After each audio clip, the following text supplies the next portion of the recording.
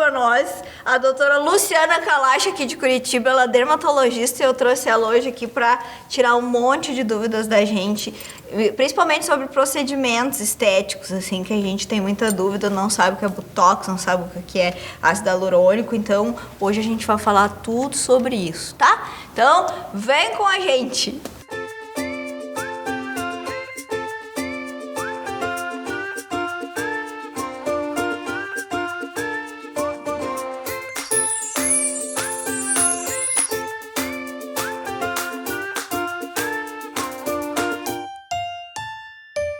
É um bate-papo bem informal aqui com nós duas, nossos amigos ali.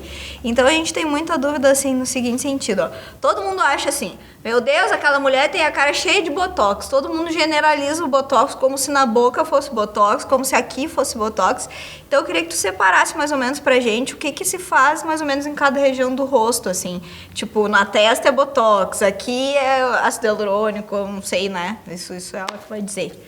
Como é que é mais ou menos? Então tá jóia, eu vou tentar explicar mais ou menos como é que funciona. Existe uma dúvida muito grande, as pacientes, às vezes elas chegam no consultório falando, eu quero fazer botox aqui, e de fato não é. O botox, ele serve para rugas dinâmicas, então para aquelas rugas de expressão, aquelas que movimentam quando a gente dá um sorriso mais forte, quando aquelas que a gente tem aquela cara de susto, faz aquela cara de brava. Então a principal indicação e os principais locais que a gente trata é aqui nos pés de galinha, na região entre as sobrancelhas e na testa também. Que são regiões onde a gente não vai precisar mexer muito, né? Na verdade, precisa mexer, mas tipo, ninguém vai ficar assim, querendo mexer muito com a testa, né? Porque aqui, se tu botar botox aqui, paralisa tudo, tu não sorri. Exatamente. Colocando muito aqui, você não consegue nem mastigar algumas vezes, que ele compromete a musculatura que te auxilia até na mastigação, na fala. Então, tem que cuidar bastante nessa localização. Ele paralisa mesmo a musculatura de onde tu injetar aquele lugar. É para isso que serve o botox. Exatamente. Ele paralisa a contração daquele músculo. Entendi. Tá. E aí, quanto tempo dura em média qual é a durabilidade dele, o efeito? Então, assim, o efeito ele começa a aparecer em torno de mais ou menos 48 a 72 horas depois que a gente aplica. Com um efeito máximo em torno de umas 2 semanas, que é quando eu peço para a paciente, por exemplo, voltar para o consultório para fazer uma revisão, ver se precisa de um reforço. O efeito varia de paciente para paciente e varia também com a técnica que se usa. Eu costumo falar para os pacientes que tem 4 coisas que fazem com que o botox dure mais ou menos. 3 coisas dependem do médico e uma do paciente. Que é o quê? Então, uma delas é a variação do paciente em metabolizar, em processar essa toxina, né? As outras 3 é a marca que se usa, então tem diferentes marcas no mercado, tem algumas que são, na minha opinião, superiores, com duração melhor. Outro é reconstituição, que a gente ele vem dentro de um potinho assim, né, de um frasquinho, e vem um pozinho, e a gente tem que colocar um pouco de soro. Essa reconstituição é feita de maneira diferente por alguns médicos. Gostam de diluir um pouco mais e fazer uma substância menos concentrada, outros mais concentrada. Então, depende da concentração. E depende da quantidade que se usa também. Então, quem usa menos botox acaba economizando um pouquinho, o efeito passa mais rápido. Tu diz que ele usa menos, geralmente acontece isso porque os médicos querem poupar o produto ou porque acham que não se sentem confortáveis de colocar mais quantidade ali? Na verdade, varia muito de paciente para paciente. Quem contrai muito, quem tem uma musculatura mais forte, ou quem precisa, que gosta do efeito mais paralisado, tem que colocar mais. Entendi. Daí ele dura um pouquinho mais. Para aqueles que querem um efeito mais natural, usam menos, né? E tem que ver bem aonde é que faz, um local seguro. Deve ter um monte de gente que chega super... Tipo, meu Deus, eu quero colocar mais bem pouquinho. Deve existir, né? Tem bastante. Esse tem tipo pacientes bem novinhas que usam, mas o efeito dura em média de 4 a 6 meses. E se tu exagerar um pouquinho, assim, colocar onde não deve, assim, não tem muito o que fazer. Tipo, tu não, né? Tipo, os médicos em geral, assim, não tem como reverter, né? Então, tem que dar uma esperada. Na minha opinião, o botox bonito é aquele com efeito natural. Isso varia de acordo com cada paciente. Então, a dosagem e os pontos que a gente faz é individualizado, não é tudo igual para todo mundo, né? Não é uma receita de bolo. E se é feito em excesso, realmente fica feio, pode ficar com distorções, com um lado da sobrancelha mais alto que a outra, pode ficar ruim, né? Pode cair a pálpebra, então tem que cuidar. Como é esse negócio de cair a pálpebra? Onde é que tu botou um pouquinho mais que pode cair a pálpebra? Então, algumas Tem como vezes... explicar pra gente? Tem algumas vezes que a paciente tem um pouquinho de excesso de pálpebra superior. Então, tem aquela pelezinha sobrando em cima do olho, né?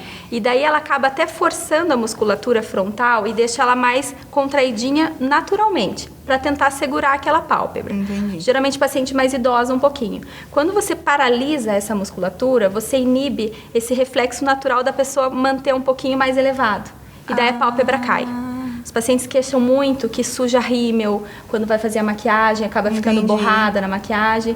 É porque paralisou, às vezes porque ele é feito muito baixo, outras vezes também por ter esse excesso de pálpebra superior. Entendi. E aqui, aqui no bigode chinês, o que faz para aliviar isso aqui? Qual é o tipo de produto que se usa? Aí a gente vê que não é uma ruga de expressão, né? A paciente, quando tem o bigode chinês, é uma ruga estática, né? É um sulco que a gente chama. Já tá, tipo, rachado ali naquele momento, já tá rachado assim. Exatamente. Pode te olhar que já tá rachado ali sem tu nem fazer nada. Exatamente. Para esses casos, daí a gente usa o preenchimento. Então, o preenchimento nada mais é do que uma substância que a gente vai usar para tentar elevar aquela área e diminuir a sombra. Porque as sombras no rosto que vai aparecer que tem mais volume, menos volume e que vai dar aquele aspecto mais envelhecido da pele. Então, a gente usa mais para esses sulcos aqui, que é o sulco nasogeniano, que é esse do bigode chinês. Dá para ser usado também para contorno de lábio. Então, com o tempo, vai se perdendo, assim, aqui uma massa bem em cima aqui da boca, que também dá um processo de envelhecimento para o rosto, né? Sim. Dá para fazer um preenchimento dentro do lábio para ter mais volume. E o preenchedor também dá para ser usado para outras coisas, como para cicatrizes, por exemplo. Ah, que bacana. Então, em alguns casos, até cicatrizes de acne, complementando outros tipos de tratamento, dá para ser usado e melhora bastante o aspecto. Tá, claro, marca de espinha ali, aí fica o sulquinho fundinho. Daí tu bota ali e dá um voluminho ali. Exatamente. Até alguns pacientes têm varicela na infância e acabam manipulando e ficam com aquela depressão também. Eu tenho uma com marca de catapora. Aqui, se botar uma coisinha, dá pra colocar. Vou botar o trem-bolo aqui. Tá, ai que legal, adorei essa história. Tá, e não se bota bem no sulquinho, ouviu falar nisso? Bota um pouquinho mais pra cima, não é? Ou é bem no sulquinho que bota ali? Então, eu coloco bem no sulco mesmo. Existe diferença de preenchedor com relação à espessura do preenchedor. Então, não é todo preenchedor que você coloca em qualquer lugar. Tá. Então, por exemplo, você vai infiltrar no lábio ou na região da olheira, que é pele fininha, né? Mais sensível, você tem que usar o preenchedor bem fininho. Né? Quando você vai usar para sulco mais profundo, que você precisa dar uma sustentação, você vai usar um preenchedor mais espesso. E ele é espesso no que tu aplica? A espessura dele vem na embalagem ou é a partir de que tu coloca a reação vai ficar espessa? Na verdade, ele já vem naquela densidade, é uma densidade diferente. Isso, não sonhava que era assim. Tá, e qual é, por exemplo, a diferença do ácido hialurônico do Botox? Porque um faz o efeito de paralisar e o outro tem uma densidade. Exatamente, o outro é só para encher. Inflar. Exatamente. E eu costumo usar essa substância porque ela é bem biocompatível. É uma substância que a pele da gente tem. Então, na derme, a gente tem ácido hialurônico, tem fibra elástica, fibra colágena. Então, a chance de ter rejeição disso, de fazer um processo de alergia, é muito pequena. Né? Com outros tipos de preenchedores, que são diferentes do corpo, o corpo não reconhece como próprio. Claro. E daí há risco de alergia, há risco de infecção, a curto prazo e a longo prazo também. Eu quero te perguntar, assim, das bolsinhas também, tem uma possibilidade de botar um preenchimentinho aqui, né? Então, assim, quando tem bolsa, a gente não coloca o preenchimento. O preenchimento você coloca quando tem a depressão. Quando já tem volume, você não vai colocar mais volume para não acentuar. Não, mas eu digo assim, eu já ouvi falar que, tipo, tem a bolsinha aqui, aí uma depressãozinha logo em seguida, daí tu preenche a depressãozinha pra ficar mais parelhinho, né? Exatamente, dá pra colocar sim. E fica um aspecto de descansar da pessoa, né? Porque aquela sombra reforça a olheira. Sim. Entenderam, gente? Daí tem a bolsinha, aí tem o sulquinho aqui, ó. Daí no caso, preenche aquilo ali e isso aqui fica mais retinho, em vez de... Olha eu ali, por exemplo, tem esses furinhos aqui, ó. Aí vai ficar potássio, fica... algumas vezes eu vou mostrar aqui, bem nessa região aqui, ó. Só pra tirar, assim, como se fizesse esse pequeno efeito aqui, ó. Quando de preencher aquela região. Cadê a tua secretária pra eu marcar a consulta agora? Vamos esperar o telefone tocar. Ih, ó, tocou. Quem é? E o ácido hialurônico, da mesma forma, eu vou te perguntar. Tem como dissolver se tu exagerar, assim. Eu sei que o procedimento não é exagerar, né? Sem botar pouquinho, Dá uma explicadinha nisso pra gente. Isso, exatamente. Eu gosto de fazer sempre menos para ir complementando. Então, o ácido hialurônico, ele tem a capacidade de hidratar. Então, ele retém um pouquinho de água, né? Então, você sempre faz um preenchimento subótimo, para não super corrigir, né? Então, você coloca um tanto que você acha assim, se melhorasse 20% a mais, estaria ideal. Bah, né? que legal. Aí eu reavalio o paciente mais ou menos 2 semanas, e daí sobra o preenchedor, a gente coloca mais um pouquinho, se for o caso. É sempre melhor colocar depois do que a paciente achar, não, ficou muito, não gostei, mas, mesmo assim, acontecendo, tem como resolver. Existe no mercado uma substância que é uma enzima que ela dissolve esse preenchedor. Mas daí vai perder o efeito do preenchedor. Mas é bom às que tem vezes, jeito se a pra pessoa corrigir, se odiou, né? Não tô falando que tu tenha tido alguma experiência nisso, mas daí a gente pelo menos vai fazer uma coisa sabendo que tem reversão no caso que precise, né? Exatamente. Ótimo. E aí, o que é aquelas coisas que as pessoas botam ou botavam antigamente, que ficavam assim, ó. Tinha uma mulher lá na minha cidade que ela ia no lavatório lá do cabeleireiro, daí ela ficava assim, aí tu olhava, ela era assim, ó.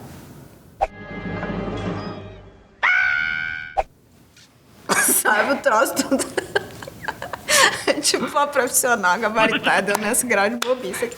Mas sou eu, tá, gente? Dá um desconto pra ela. Ela que tá super séria falando, eu que tô me bobando.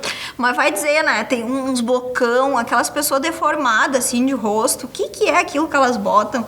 E que a gente sabe que não tem pra onde ir aquilo, que fica, às vezes até cai, né? Cai uma bola, assim, do troço, a pessoa fica com as bolas aqui. Não sei se é bioplastia, o que é metacril. Fala um pouquinho pra gente Na sobre verdade, a isso também. substância colocada no lugar errado pode dar um efeito inestético, então fica feio mesmo.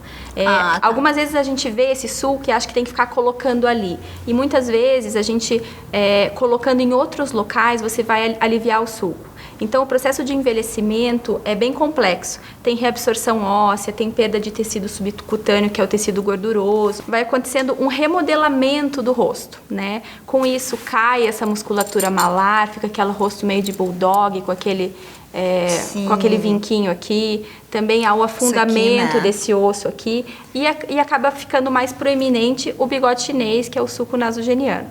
Algumas vezes, você preenchendo aqui a região malar, você suaviza o sulco, porque às vezes falta volume aqui. E quem não tem muita experiência, às vezes vai enchendo aqui. Fica feio porque corrige um local em excesso, sem colocar em outro local que estaria faltando. Pra equilibrar. Tem que ter uma noção de visagismo de rosto, assim, pra tu olhar e saber onde tá faltando, né? Onde tá sobrando, onde tá faltando.